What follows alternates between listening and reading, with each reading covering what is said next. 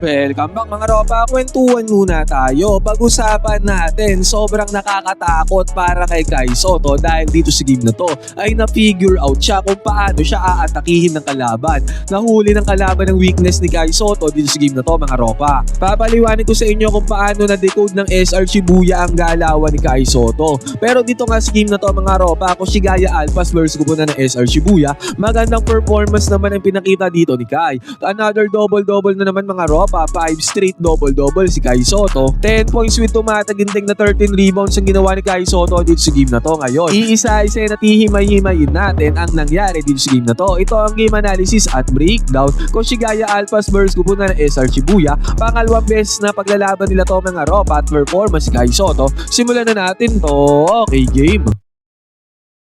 Ngayon mga ropa, dito na nga tayo magsimula sa may third quarter. 40-32 ang score dito mga ropa. Lamang ng 8 puntos dyan ang Kupunan ng SR Shibuya. At dito sa opening play na ginawa dito nila Kai Sotto mga ropa, pick and roll gameplay ito. Na-attract yung dalawang defenders na ang ball handler. May closeout naman dyan ang Kupunan ng SR Shibuya mga ropa. Yun nga lang, hindi nila kinaya ang world import nila Kai Sotto. Kaya nakapagpunta to ng easy 2 points dyan sa may ilalim. Samantala ang SR Shibuya naman mga ropa ay nagpunta doon sa may ilalim, doon sa may paint. Nagkaroon ng mismatch dito. Inatake talaga yung mismatch na yan mga ropa, kaya napilitan dito si Kai Sotto na mag-help defense. Yun nga lang nung nag-help defense na dito si Kai mga ropa, nung nagmintes ang tirada, kitang-kita natin madali lang naka-follow up dito yung binabantayan ni Kai Sotto. Dahil nga nag-help defense siya dyan mga ropa, easy 2 points na nagawa dyan ng Kupunan ng SR Shibuya. Buti na lamang mga ropa sa possession dito nila kayang nangyari dyan. Pick and roll gameplay mga ropa, tinirada dito ni Matsuyama yung kanyang tear-up shot. Yun nga lang nagmintes yan. Mas nang ibabaw naman si Kai doon sa may ilalim mga ropa para makuha niya ang offensive rebound, putback, second chance points, basket is good. At eto na mga ropa, sa possession dito ng Kupunan ng SR Shibuya, pansinin natin ang defense ang ginamit dito ng Kupunan ng Koshigaya Alphas. Naka-man-to-man defense sila dito mga ropa, pero tingnan natin si Kai Sotto dito. Bukod tangi siyang man-to-man defense nga yan mga ropa, binabantayan niya dito ng man-to-man yung kanyang defender mga ropa. Pero bukod tanging nakadrop defense si Kai Sotto doon sa may ilalim, doon sa may paint, kaya kita-kita natin dito yung distansya niya doon sa kanyang binabantayan. Ngayon, nung pinasa yung bola doon sa kanyang binabantayan, perimeter jumper ang tinirada nito mga ropa. Open na open ang perimeter jumper dyan ang Kupunan ng SR Shibuya mga ropa. Ngayon, balikan natin. Ang naging problema dito sa game na to mga ropa, yung drop defense ni Kai Sotto. Papakita ko sa mga susunod na clips mga ropa kung bakit yan na naging problema. At sa possession naman dito ng Kupunan ng Koshigaya Alphas mga ropa, pick and roll gameplay ang ginawa nila dito together with Kai Sotto. Yun nga lang, good defense ang ginawa dito ng SR Shibuya. Na-interrupt dito yung pasa mga ropa. Buti na lamang nakuha din yung bola pabalik. Till drop shot ang ginawa dito ni Clemons, basket is good. At eto mga ropa, paliwanag na natin yung defense ang ginagawa ni Kai Sotto. Ang nangyari dito, nagkaroon ng cut doon sa may gitna. Na-attract dyan yung defense ni Kai Sotto mga ropa, napa-switch siya dyan sa may defense. Ang problema lang dito, yung primary defender niyan mga ropa ay nakadikit din. Dalawang player sila na nakadikit dyan sa player niyan mga ropa. Ngayon, naiwanan dito yung binabantayan ni Kai Sotto. At nabigay ulit yung bola dyan mga ropa kung nung unang attempt niya ay nagmintes. Pero itong pangalawang attempt niya mga ropa ay pumasok na para sa Kupunan ng SR Shibuya. Ang nangyari dyan mga ropa, 2 beses na magkasunod. Open na open dito yung binabantayan ni Kai Sotto. At dito nga mga ropa, na pagbayad ng Kupunan ng Koshigaya Alphas dahil pumasok na ang tirada dyan ng Kupunan ng SR Shibuya. At eto ulit mga ropa, napakagandang gameplay na naman ang ginawa dito ng Kupunan ng SR Shibuya. Gumamit sila ng screen action dito sa may babaw. Ngayon, napilitan yung big man nila Kai Sotto na humarap dito sa may ball handler. Kitang-kita natin mismatch yan mga ropa. Kaya ang bilis lang naiwanan dito ng ball handler yung big man ng Kupunan ng Koshigaya Alphas. Another easy 2 points na naman ang nagawa dito ng Kupunan ng SR Shibuya. At sa possession dito nila Kai Sotto, si Matsuyama mga ropa, sinita ng screen dito ni Kai Sotto. Inatake din ni Matsuyama dito yung defender na big man mga ropa, hindi nakahabol dyan against kay Matsuyama. Ganun din ang ginawa play dito ng Koshigaya Alphas. Atake galing sa may screen. Easy 2 points din na nagawa dito ni Matsuyama. 46-42 na ang score dito mga ropa sa may third quarter. Di kita ng laban. At ito ulit mga ropa, pansinin ulit natin, nakaman-to-man defense ulit dyan ang Kupunan ng Koshigaya Alphas. Pero kitang-kita natin dito mga ropa, halos si Kai Sotto lamang ang nakazone doon sa may ilalim. Ang nangyari dito mga ropa, yung binabantayan niya na number 40 siyang maputi.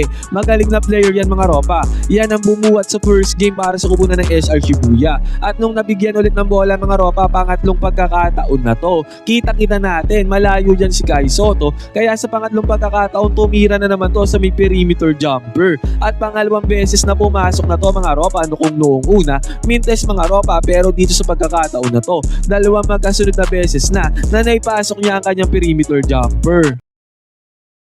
Ito ang pino-point out natin dito mga ropa, yung drop defense na ginagawa ni Kai Sotto dyan sa may ilalim, lalo na't nagtatambay yung kanyang binabantayan dito sa may perimeter mga ropa. Nahihirapan si Kai Sotto pagka may tira sa perimeter, yung big man na kanyang binabantayan. Hindi natin alam kung utos yan ni coach na dapat mag-zone si Kai Sotto, naka-drop defense siya doon sa may ilalim, or ano kaya, sarili na ni Kai Sotto mga ropa. Talagang lagi siya naka-drop defense. Ano sa tingin nyo mga ropa kung utos man ni coach yang pagka-drop defense ni Kai sa may ilalim, na heto nga nagiging effect, may shooting sa may perimeter, yung kanyang binabantayan, basic 2 points kaagad na nagagawa dito. Ang gandang play naman ang ginawa dito ni Kai Sotto at Matsuyama mga ropa. Nag-set ng screen dyan si Kai Sotto sa may ibabaw. Ginamit naman niya ni Matsuyama. At kitang-kita natin nung napakagat na ni Matsuyama dito yung defender ni Kai Sotto. Ang lupit ni Matsuyama dyan. Sabay bigay niya ng bola papunta kay Kai Sotto. At si Kai Sotto na ang bahala dyan sa may ilalim. Slam dunk ang ginawa din ni Kai Sotto mga ropa para sa easy 2 points sa Kushigaya Alpas. Basket is good. Samantala, nung umatake dito ang teammate ni Kai Sotto mga ropa, good defense naman ang ginawa din ng SR Shibuya. Ngayon mga ropa, dito ulit sa possession ng kupunan ng SR Shibuya, heto na naman, na-expose na naman dito si Kai Sotto. Ang nangyari dyan, nagkaroon ng hand of play dito sa may ibabaw at pansinin natin si Kai Sotto na hindi talaga siya dumidikit dito sa may ibabaw mga ropa. Naka-drop defense talaga siya dyan sa may ilalim mga ropa, pero magandang nangyari naman dito pag-atake ng ball handler, naiwanan dito yung primary defender mga ropa at si Kai Sotto ang tagaharang dyan sa may ilalim. Pero kung binalik yung bola doon sa may nag-set ng screen mga ropa, kitang-kita natin dito agad-agaran lang. Walang bantay dito yung binabantayan ni Kai Sotto dahil nga nakazone siya doon sa may ilalim. Heto ang ginagawa ng SR Shibuya din sa game na to mga ropa. Pagka nagkaroon na ng palitan ng depensa, ang nangyari laging naiiwanan dito yung center nila na may shooting dito sa may perimeter.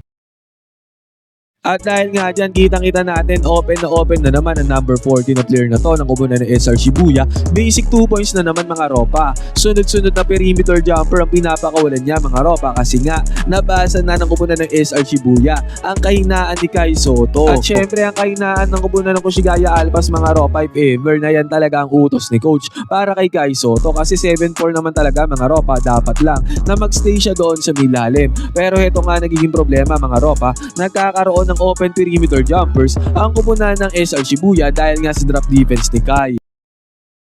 Sumubok din naman ang perimeter jumper dito si Kai mga ropa, may tira din siya sa may perimeter, yun nga lang nagbintes ang tirada dito ni Kai. At ganun ulit ang ginawang play dito ng kupunan ng SR Shibuya mga ropa. Gumamit na naman sila ng screen dito sa may perimeter mga ropa, pero this time nakahabol naman dyan yung primary defender, yun nga lang pumasok pa rin ang tirada dito ng SR Shibuya sa may perimeter jumper. Basket is good. Eto mga ropa, tignan naman natin ang play na ginawa dito nila Kai Sotto. Napakagandang play din ito mga ropa. Tignan natin yung split action na nangyari dito sa position na to mga ropa. Nagkamali, hindi nagkaintindihan dito yung dalawang defender sa kupunan ng SR Shibuya. Sabi nung isa switch, yun nga lang hindi switch. Kaya naiwanan siya dito mga ropa, tendency outcome yan.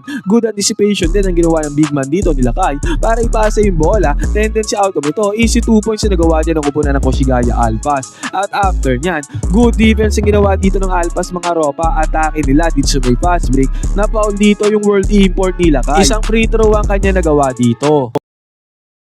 Heto mga ropa, depensa ulit dito sila Kai Sotto, pero iba ang ginawa dito ni Kai mga ropa in terms of defense. Balasan ng bola dito ng kupunan ng SR Shibuya at yung primary defender na binabantayan niya dito mga ropa, dinikita niya na. Hindi na siya nag-drop defense dito mga ropa, tendency outcome yan. Mahihirapan talagang tumira sa perimeter yan mga ropa. At hindi nga tumira sa may perimeter, kitang-kita naman natin dahil nga nakadikit yan si Kai Sotto sa may depensa. Pero if ever na hindi yan nakadikit mga ropa at open na naman siya sa may perimeter, malamang sa malamang perimeter jumper na naman ang pinakawalan niya dyan. Pero dahil nga nakadikit dyan si Kai Sotto, hindi niya tinake ang perimeter jumper. Pwede naman pala yung ganyan mga ropa. Ngayon, good defense yung ginawa dyan ng kupunan ng Koshigaya Alpas mga ropa. At sa good defense na yan, ang gandang pasa ang ginawa ni Kai Sotto sa kanyang teammate. Tic-tac-toe dito mga ropa at nakapagpundar ng easy 2 points dyan ang kupunan ng Koshigaya Alpas. Yun nga lang bago matapos ang third quarter na to, nagpakawala pa ng long range bomb dyan ang kupunan ng SR Shibuya. At nakuha dito sa may mismatch si Kai Sotto mga ropa, buti na lamang.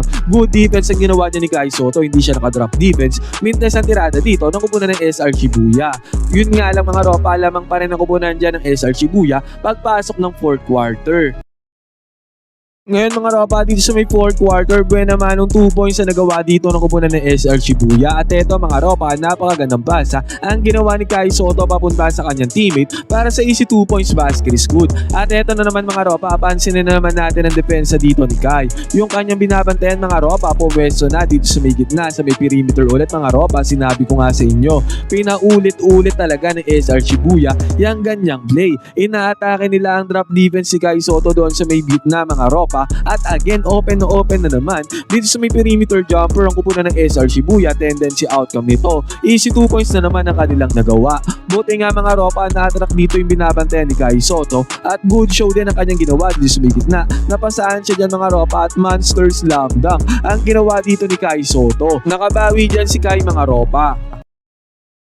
At after nyan si Clemency nakakuha na ng clutch perimeter jumper dito, pumasok yan. Naging 60-56 ang score. Yun nga lang ang gandang pick and roll game team naman ang ginawa dito ng kupunan ng SR Shibuya. Clutch 2 points sa kanila nagawa dyan mga ropa para sa easy 2 points basket is good. At pagkatapos nyan, kumapos ang tirada dito ng teammate ni Kai Sotto, nakuha naman ang teammate niya yung garbage dito. Pumasok ang tirada doon sa may lalim. Medyo nagkapakbakan pa nga dito sa may dulo mga ropa. Samantalang ang SR Shibuya naman ay nagmintes sa kanilang atake. At si Matsuyama mga ropa ay na-foul dito sa kanyang atake mga ropa. Yun nga lang, isang free throw lang ang napasok dito ni Matsuyama, kaya 3 puntos pa rin ang kalamangan dyan ng SR Shibuya. Nagmintes pa nga dito ang kupunan ng SR Shibuya mga ropa, pero sa possession dito nila Kai, nung nabigyan siya ng bola doon sa may ilalim. Crucial defense ang ginawa dito ng SR Shibuya mga ropa, natapal dyan ang atake ni Kai Sotto. At ang masaklap dito, nakapagpundar pa ng pass break ang kupunan ng SR Shibuya. Pumasok ng tirada mga ropa, may kasama pang foul. Naipasok ng SR Shibuya ang bonus free throw mga ropa, kaya naging 65-59 ang score. At eventually, segundo na lang ang natitira dyan sa may game. At doon nga sa dulo mga ropa, hindi na nakahabol dyan sila Kai Sotto. 69-62 natapos ang game na to mga ropa. Ngayon, ano masasabi nyo doon sa pinaliwanag natin about sa drop defense si Kai Sotto doon sa may ilalim? Sa tingin nyo ba si Kai Sotto na may decision nun? Or ano kaya si Coach Ansay? Pwede kayo mag-comment dyan sa baba ng opinion mga ropa. Magkwentuhan tayo.